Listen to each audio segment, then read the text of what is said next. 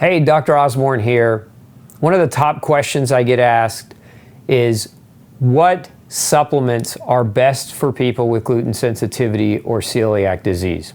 Now, before I answer that question, I think I should point out what you need to understand to avoid. Many supplements contain gluten, contain fillers that aren't good for you, or that contain fillers that could cause GI inflammation. And so I want to teach you which ones those are so that you can avoid them.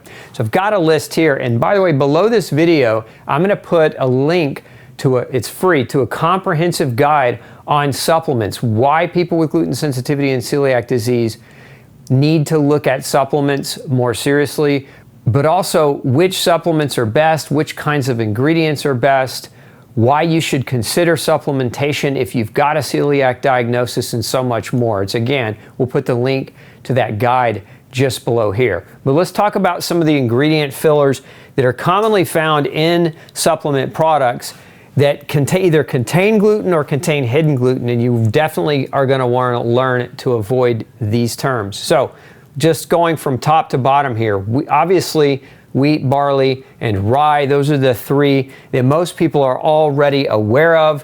But you also have malt, which is sometimes found in supplements as a lacquer on the pill. And malt is a derivative of barley, so you have to be careful there.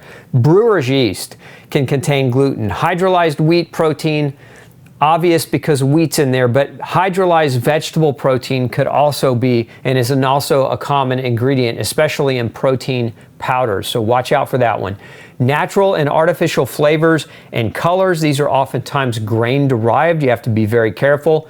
Wheat germ, grasses derived from wheat, barley, rye, and oat. It's common to see, like if you're buying a greens drink, for example, and those are very popular. A lot of people want to do the grass-based greens drink because they're trying to get their vegetables in and they maybe aren't cooking enough of them. So it's, a convenience factor, these green drinks. You got to watch out for those. They contain these grasses, and those can be problematic. Now, even though they may claim to be gluten-free, a lot of them, end up with cross-contamination. You have to watch out for that.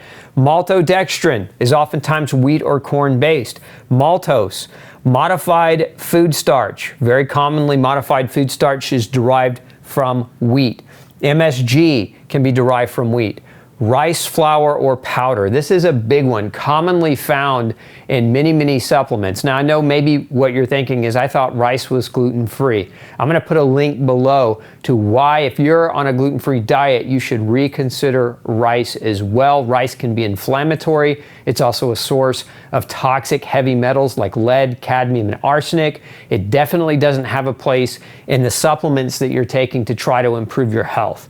Then we have hydroxypropylated starch, hydrogenated starch hydrosylate, as well as pre-gelatinized starch. So again, if your product has these ingredients, you're definitely going to want to put it back on the shelf and find something else that's much safer. Now, what supplements should someone with gluten sensitivity or celiac prioritize? Okay, there's so many different products out there. What are the ones that are best? What are the ones that you should be prioritizing? Well, there's 4 that I recommend. This is based on 21 years of practice experience helping people who have gluten issues, who are extremely malnourished, recover. And so these are the top 4, and in this order. Number 1 is a high-quality multivitamin, multi-mineral. Why? Because it touches so many bases. Now, I'm not talking about the one you go over to the local drugstore and you buy the one-a-day stuff, the one with the thick lacquered capsule and it's just 1 pill a day. Those are junk. Actually, we did a cost analysis on these products. Usually these bottles go anywhere from $9 to $20. Some of them cost about 17 cents to make as far as the actual raw ingredients. So they're very, very cheap, they're very low quality, and they're very low dose, and they're not going to make the impact that you're after. So you want a really high quality multivitamin. Number 2, a high quality omega-3 supplement. Now, your omega-3 supplement should not just be DHA. So many products on the market are high DHA. By the way, DHA is a type of omega-3. There's 2 main types of omega-3 that you want to know. DHA is one of them, but EPA is the other. Now, DHA is important for your brain and your brain health. but EPA is important for modulating and regulating inflammation. It also acts to help maintain the blood viscosity. So low EPA can actually make your blood thicker.